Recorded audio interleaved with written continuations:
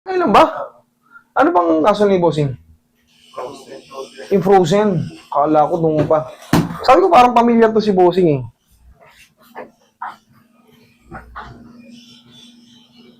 Nabawasan din yung sakit, kaso nga lang hindi ko magaling. Nabawasan na yung sakit. Okay. Pag dito, ito nagaganon ko, ito, hanggang dito. Sige, hanggang dito lang. Okay. May mataas-taas naman ah. Pag ganyan nga, masakit pa. Okay, sige. Sakit niya sa siko? Sige.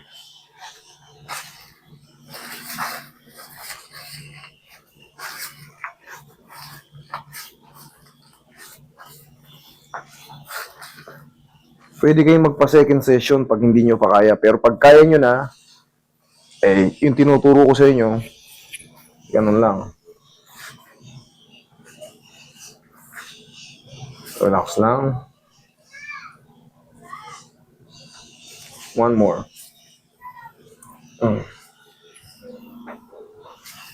Bagabag.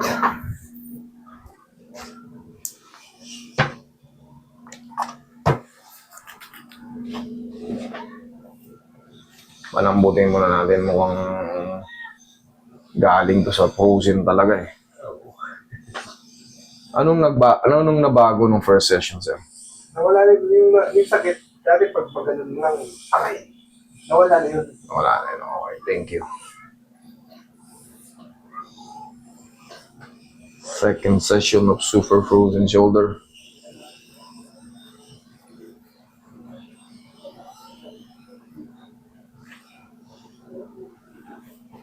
Busing, dapa ka.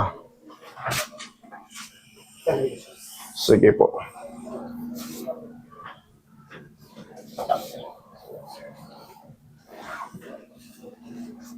That's where I found you. Relax lang po.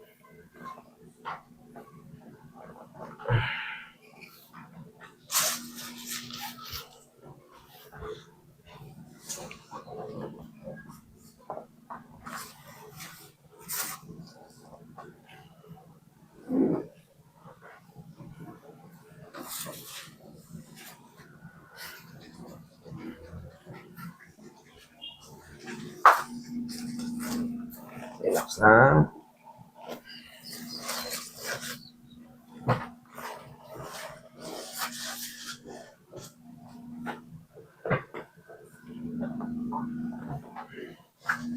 Sige, massage mo na yun. Okay.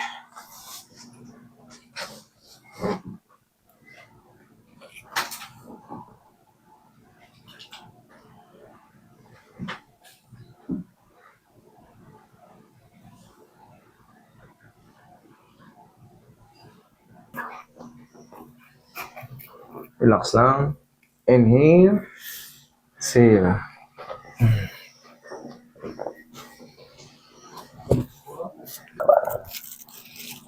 Yun. Kaya? Oh, kaya. Oh. Talagang solid nagbaon na mo si Bossing. Last na to. Okay. This minimal na lang. Hindi na yung sobrang sakit dati.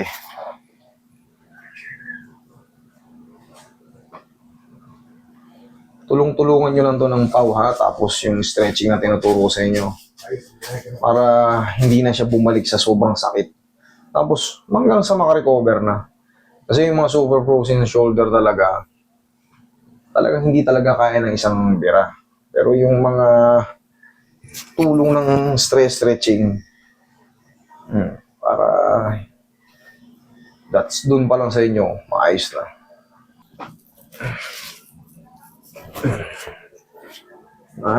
Wala nang ano, wala nang reaction ah. Kaya? Yan. Kaya? Huwag kayo yumuko, sir ah. Yan. Kaya pa? Yan. 1, 2, 3. Yan. Sabihin mo lang pagka medyo may sakit. Bibigyan ko ng boundary. Kaya pa? 1, 2, 3. Dito naman tayo. Kaya pa? Yan. Yan. Kaya pa? Di na. 1, 2, 3. Round.